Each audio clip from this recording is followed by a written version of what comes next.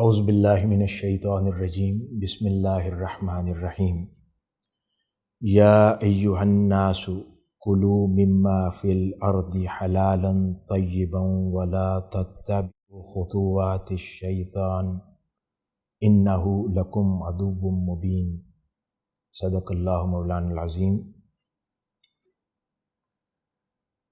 Honorable participants of Third Global Halal Industry Summit organized by Minhaj University Lahore and co-organized by Center for Halal Awareness, Research and Training Chart at Minhaj University Lahore, Minhaj Halal Certification Pakistan, School of Food, Science and Technology at Minhaj University Lahore, School of Islamic Studies, School of Human Nutrition and Dietetics, School of Pharmacy, and all other partners from Pakistan and abroad. This is by the grace of Almighty Allah that Minhaj University was able to organize this very important summit again this year for a very important and relevant purpose, which is to bring halal industry and its related studies into limelight, not just in Pakistan, but for all the Muslim world and countries where this subject is relevant today. This conference could not be possible without tireless effort of its team, such as Professor Dr Khurram Shehzad, Dr Muhammad Munir, Mr Ziaur Rahman Zillaj, Dr Muhammad Jawad Iqbal, Dr Samra Rashid, Dr Uswa Ahmed, and Dr Kalimullah. May Allah Almighty accept all these great efforts you all have put in towards the success of this Summit 2026. Dear audience, the topic I have chosen to speak on today, it is very important, not just in terms of its content, but it will have a clear roadmap for halal industry in Pakistan. The verse of Quran which I have recited in the beginning of my talk, in which Allah Almighty states, O mankind, eat of what is lawful and pure in the earth, and do not follow in the footsteps of Satan. Indeed, he is your open enemy.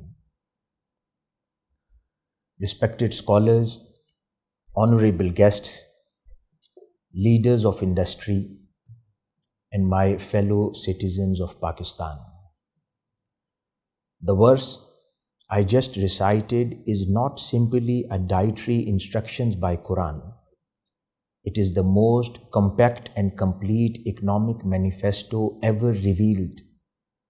In just one sentence, Allah Almighty placed two words side by side that the world has been struggling to understand for 1400 years. Those two words are halal and tayyib, and they are not the same thing. Understanding halal, the law of ingredients, the word halal means permitted or lawful. It answers one question: what is this product? That is the question. Halal is the law of ingredients.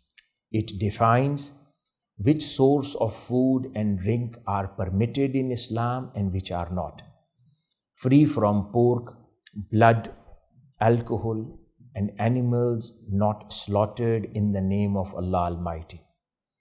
Allah has stated in Quran, He has only forbidden you carousels, blood, the flesh of swine, and that over which other than Allah's name has been invoked. These prohibitions are specific, defined, and fixed. This is the minimum standard given by Allah Almighty. A product either crosses the line of halal or it does not. There is no middle or gray area in between. Islamic scholars throughout the history have confirmed that halal is about the source and the composition of the product, such as Imam An-Nawawi, Ibn Qudama, and other scholars of all four major schools of Islamic law. They all agree that halal is the fundamental gate that a product must first pass through. Until it passes that gate, nothing else matters. Understanding tayyib, which is the second most important word in this verse of Quran, the standard of quality. Now, tayyib is something entirely different. The word tayyib comes from the Arabic root word tayyib, which carries the meaning of purity, goodness, cleanliness, and excellence. Tayyib answers a very different question. How was this product made? And is it truly good? Tayyib is the standard of quality, the standard of excellence, is how a product is produced, processed, handled, and delivered. The scholars of Quranic commentary, Mufassirin, they have interpreted this word tayyib in the context of food as meaning food that is not expired, not contaminated, not harmful, not produced through cruelty, and not damaging to the environment of the society. Imam Fakhruddin al-Razi, in his Tafsir al-Kabir, explains that tayyib refers to food that is acceptable to sound human nature and free from disgust. Imam al-Tabari also defines it as food that is pure, wholesome, and beneficial for the mankind.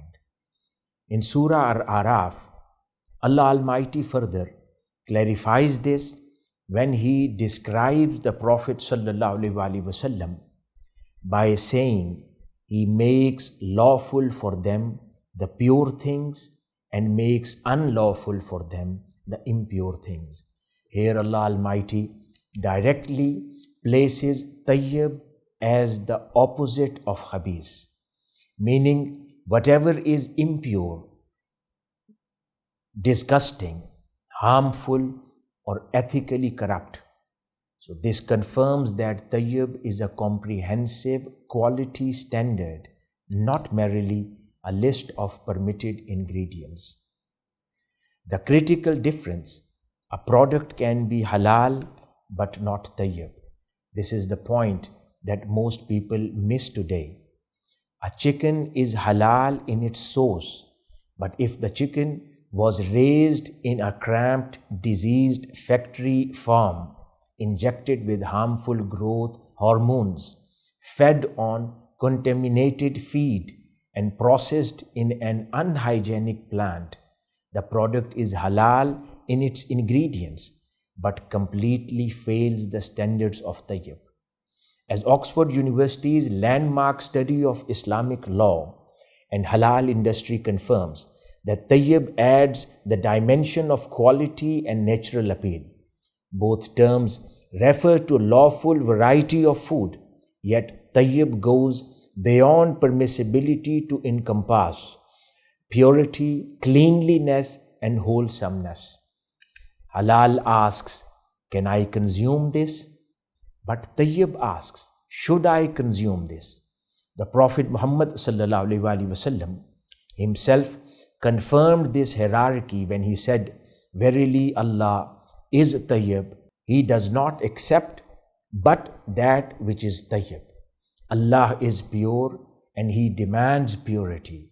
not just in what we eat, but in how it was grown, how the animal was treated, how the worker was paid, and how the environment was protected in its production plant.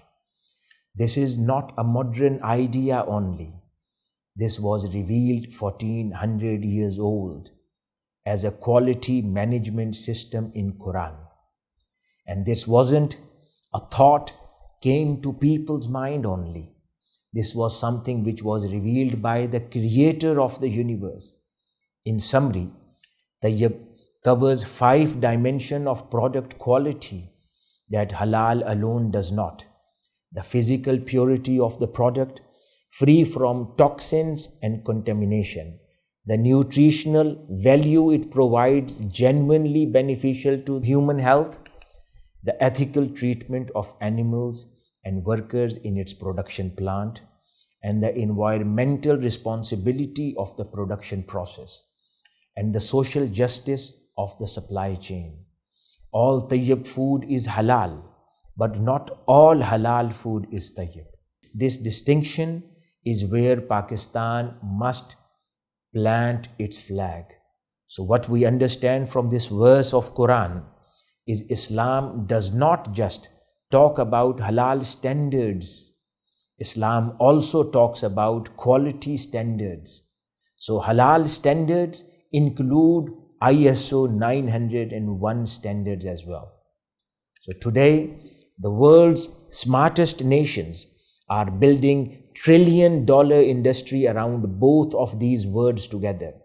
And Pakistan, with the second largest Muslim population on the planet Earth, sits on a golden opportunity it has barely touched. Today, I want to speak to you about 3 things. First, what the world is doing with green innovation inside the halal industry. Second, where Pakistan stands right now, honestly without flattery. And third, the bold revolutionary reforms we need to make Pakistan the halal capital of the world. Dear audience, let's look at what the world is doing in terms of green innovations in the halal industry. Let us first understand the size of the prize. According to the latest global market data, halal food industry alone reached to $2.5 trillion in 2024 only. And by 2034, it is expected to hit $6 trillion, growing at 9.1% every single year. This is not a niche religious market anymore. This is the fastest growing ethical consumption movement on the planet today. What is driving this growth? 2 forces are merging into one powerful current: faith-based demand and global sustainability movements. Let me show you how the world's most innovative nations are riding this wave.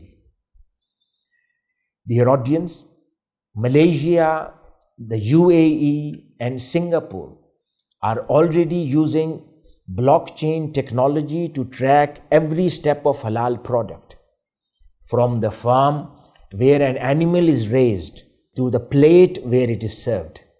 Each step is recorded on an unbreakable digital chain. Consumers can scan a barcode and see the entire journey of their food in real time. This solves the biggest problem in the halal industry, which is fraud. Currently, billions of dollars worth of fake halal products flood the global market. Every year, blockchain kills fraud completely. Saudi Arabia is now requiring blockchain verified halal certificates for food imports. This is the new global standard for halal. Pakistan is not even in the conversation yet. Dear audience, if we talk about Indonesia, so the world's largest Muslim country, they launched its SPEDAR AI system in 2024. to process halal certification applications digitally within days instead of months. Smart laboratories using artificial intelligence can now detect haram substances like pork DNA, alcohol traces, and forbidden enzymes in food products within minutes. The UAE has introduced digital halal certificates with QR barcodes, allowing importers worldwide to verify authenticity instantly. No more paper certificates are needed in that system. No more corruption in certification offices. No more months of waiting. A product can be halal in content, but haram in packaging as well. If the packaging material contains animal-derived gelatin or non-halal glues, European halal brands are now launching today 100% biodegradable plant-based packaging that is simultaneously halal certified and carbon neutral. French retailer like Carrefour has introduced a halal green product line where items carry both a halal certification logo and an environmental impact score. Muslim consumers in France and Germany are choosing their products in record numbers. The halal brand is becoming an eco-friendly brand as well. Similarly, the Netherlands, despite having a low Muslim population, is now one of the world's top halal meat exporters. Why? Because Dutch farms use precision agriculture, LOT sensors, and animals welfare technology that meets both European safety standards and Islamic slaughter requirements simultaneously. If we talk about New Zealand, so New Zealand has built an entire export economy on this model. Their halal meat exports to the Gulf countries alone exceed $2 billion annually. They achieved this through smart animal tracking system, rigorously third-party auditing, and government-backed halal export offices in target markets. Dear audience, Malaysia, with its world-leading Islamic finance sector, launched Green Sukuks, Islamic bonds, specifically to fund halal industry sustainability projects. These instruments have raised over $6 billion for solar-powered halal factories, organic halal farms, and zero-waste halal processing plants. This is the concept of halal economy, meeting the Islamic financial principles of masalaha, public benefit. You do not just make money, you make money while healing the planet. This is Islamic economic vision fully realized. Dear audience, the sleeping giant, which is Pakistan, let us talk about it. And let us be honest, because a friend who flatters you is not your true friend. Pakistan, as the second largest Muslim population in the world, over 230 million people, and the fifth largest livestock herd on the planet, over 100 million cattle and buffaloes, and 117 million sheep and goats. A young, skilled, and hard-working workforce, fertile agriculture land with natural grazing, producing some of the finest quality of mutton in Asia. A geostrategic location connecting Central Asia, the Middle East, and South Asia. And yet, in 2024, Pakistan exported only $512 million worth of halal meat, whereas Malaysia, a country far smaller than Pakistan, with almost no livestock of its own, earns more from halal export than we do. If we talk about Brazil, a non-Muslim country, is the world's #1 halal meat exporter, earning over $6 billion every year. How is this possible? Because Brazil invested in systems, standards, and strategy. Pakistan is still arguing about which ministry should run the Pakistan Halal Authority.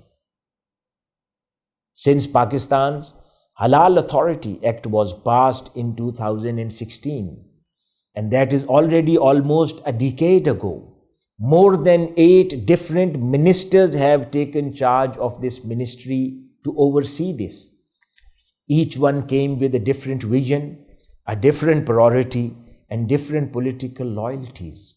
None stayed long enough to build anything lasting for this sector. The result is structural collapse, not because the idea was wrong. The idea was always excellent, but execution has been an issue. Political instability has been an issue. Willingness has been an issue. Clear vision for this sector has been an issue. Our slaughterhouses still use methods from 1950s. Cold storage infrastructure is almost non-existent for export-grade meat. Food and mouth diseases, FMD, bars Pakistani beef from Gulf, European and East Asian markets. There is no national traceability system for livestock. Halal certification is fragmented across multiple bodies with no unified standard. Small businesses cannot afford the cost and complexity of current certification processes. The informal live animal export to some countries, which is illegal but happens openly, drains our livestock supply, raises the domestic prices, and earns Pakistan zero export revenue. If we talk about government laws which are hurdles today, so among those, one is the multi-ministry problem, I would call it. Halal regulation in Pakistan sits across at least 4 separate ministries: Science and Technology, which runs PHA, then Commerce, Agriculture, and the Federal Ministry of Religious Affairs. Each one has its own rules, its own processes, and its own budget.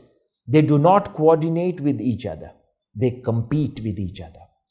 A halal meat exporter must navigate multiple approvals from multiple bodies in Pakistan, often receiving contradictory requirements. This is not regulation. This is bureaucracy and bureaucratic warfare against your own exports. The second main hurdle is the PHA Act of 2016, which lacks autonomy. The Pakistan Halal Authority is technically independent, but practically is not. Its leadership is changed with every change of government. Its budget is controlled by the Ministry of Science and Technology. It has no independent power to set halal standards without ministerial approval. This makes it politically vulnerable and strategically weak. If we compare this to Malaysia's JACM, the Islamic Development Department in Malaysia, which operates with full statutory independence, its own dedicated budget, a team of scientists, and international recognition from over 80 countries. JACM's halal logo is accepted by importers across the globe. PHA's logo is not yet recognized by most target markets. The third important hurdle is outdated food safety laws. Pakistan's core food safety legislation, the Pure Food Ordinance, dates from 1960. It was written before computers were existed, let alone blockchain and AI-based food testing. It has no provision for digital certification. no framework for novel food products like plant-based meat, and no mechanism for international mutual recognition agreements on halal standards. Exporters trying to meet modern global standards find that Pakistani law does not even have a vocabulary to describe what they are trying to do. Similarly, the fourth hurdle, no policy on emerging halal technologies. There is currently no government policy on lab-grown halal meat, halal certified biotechnology products, halal nutraceutical or halal cosmetics using new generation ingredients. The world is moving at speed. We have no framework even for the conversation. The fifth hurdle is the livestock export ban confusion.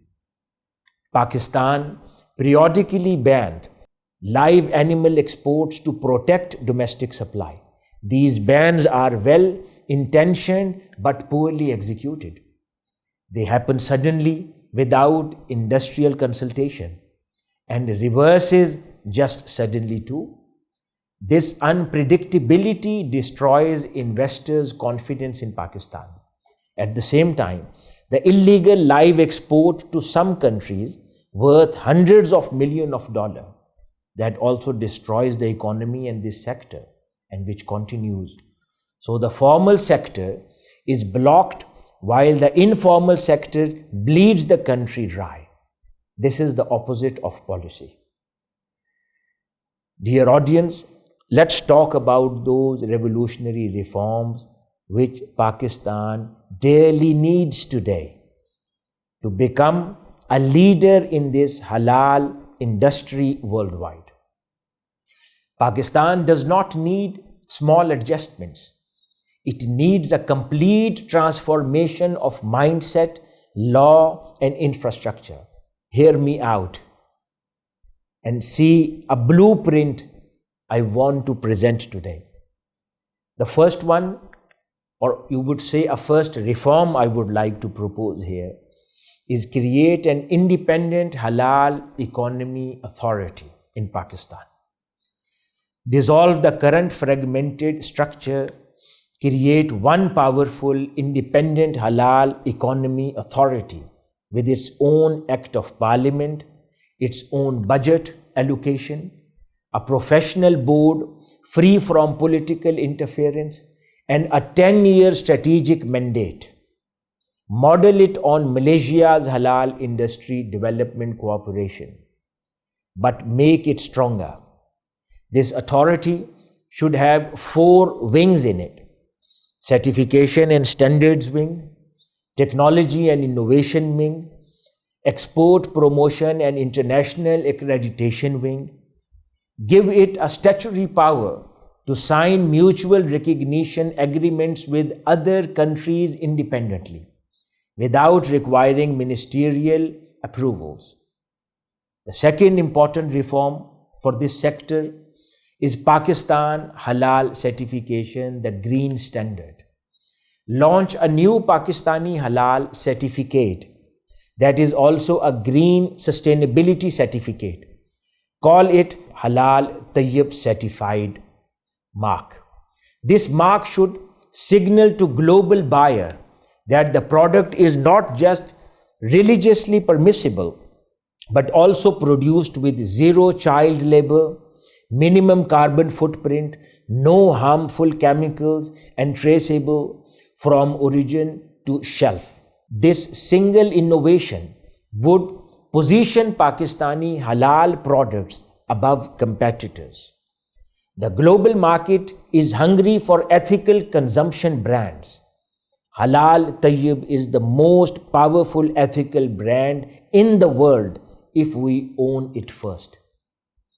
The third important reform I propose here is National Livestock Traceability System. Mandate a national digital traceability system for all livestock intended for export within 3 years. Every animal gets a biometric tag at birth.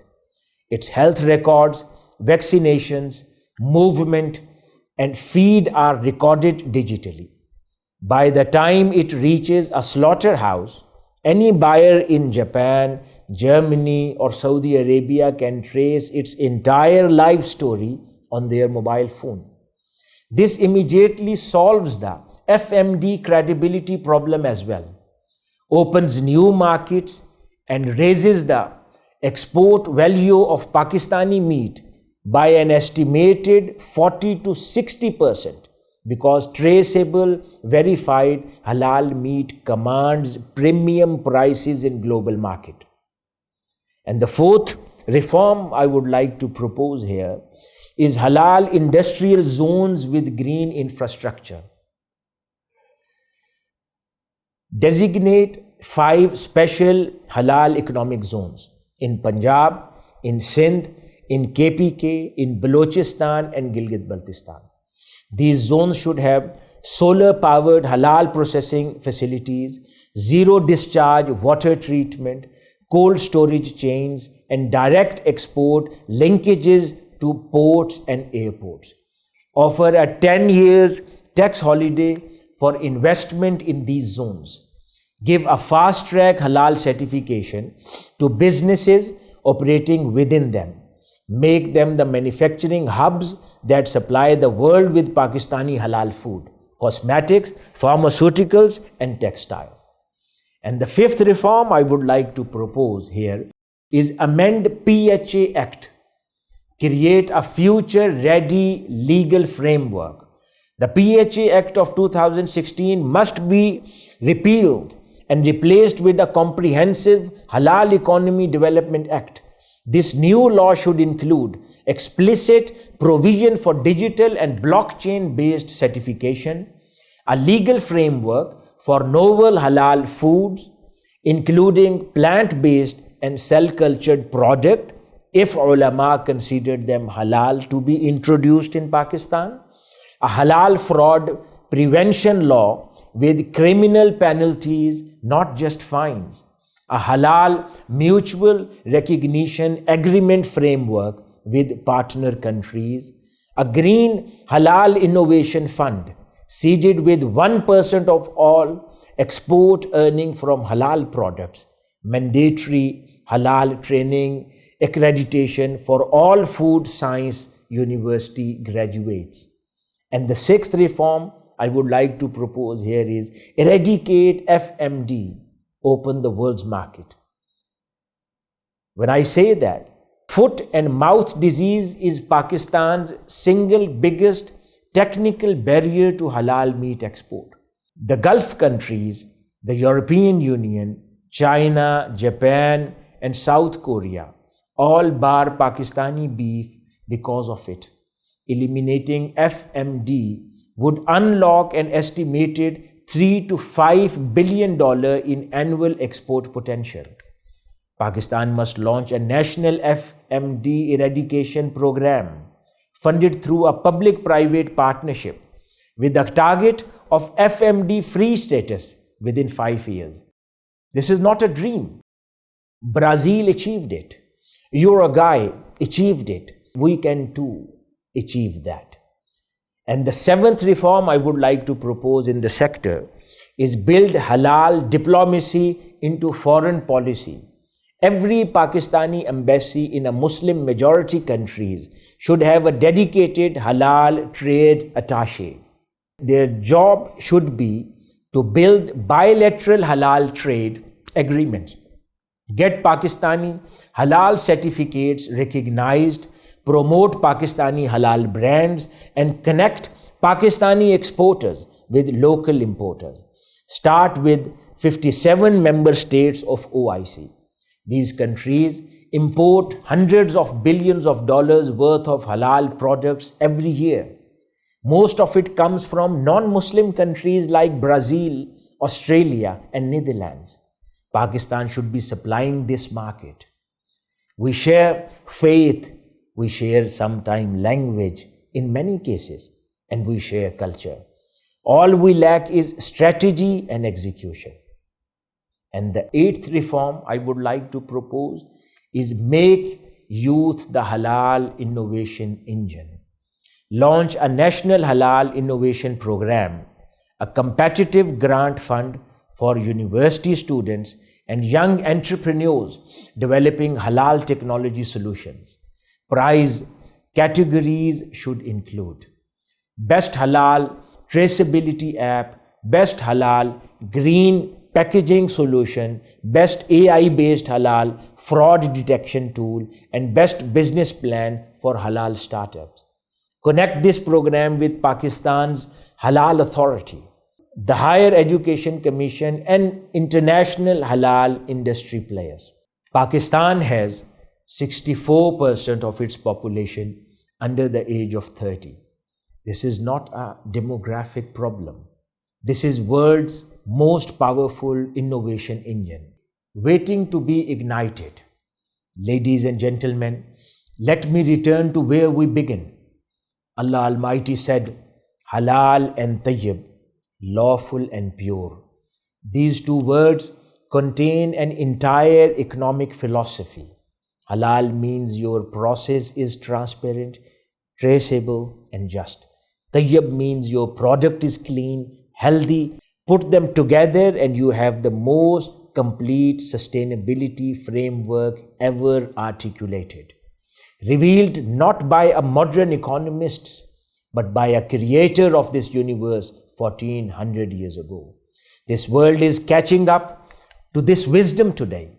Non-Muslim consumers in Europe and America are choosing halal products because they trust the standards. Green investment funds are pouring money into ethical food supply chains. Technology companies are building tools to serve this market. Pakistan does not need to invent something new. We need to implement what our faith has always commanded. We need legislation that is modern and institutions that are independent. We are a nation of 230 million Muslims, sitting on one of the world's great livestock resources, with a young population hungry for economic opportunity, in a world crying out for ethical food and products. This halal industry is not just a business opportunity for Pakistan. It is our calling, it is our contribution to the global economy. And it is quite simple, an act of faith. If we build it right, clean, transparent, green, and traceable, the world will come to us. Dear audience, this was the message I wanted to give from this platform to all the stakeholders of this industry and all the policy makers who are there to introduce these suggested reforms in the sector. In the end, I would like to again congratulate Center for Halal Awareness Research and Training, which is charged at Minhaj University Lahore. This was established in 2022, dedicated to fostering understanding, achieving excellence within the dynamic halal industry, serving as hub for knowledge, research, and expertise in halal sector. They are doing a tremendous job with innovative ideas and new vision. Similarly, Minhaj Halal Certification Pakistan, another sister entity of Minhaj University Lahore, doing a wonderful job in this sector, along with all those schools who were co-organizers of this conference at Minhaj University Lahore. In the end, I pray to Allah Almighty that all these efforts which have been made towards propagation of the concept and importance of halal through this conference and platform, may Allah Almighty accept this work as noble, pious deed, and may Allah Almighty bring all that glory to our great nation and country Pakistan, and bring the success to this sector in Pakistan, so that the Pakistan can lead this sector in the world. Thank you very much. Wassalamu alaikum wa rahmatullahi wa barakatuh.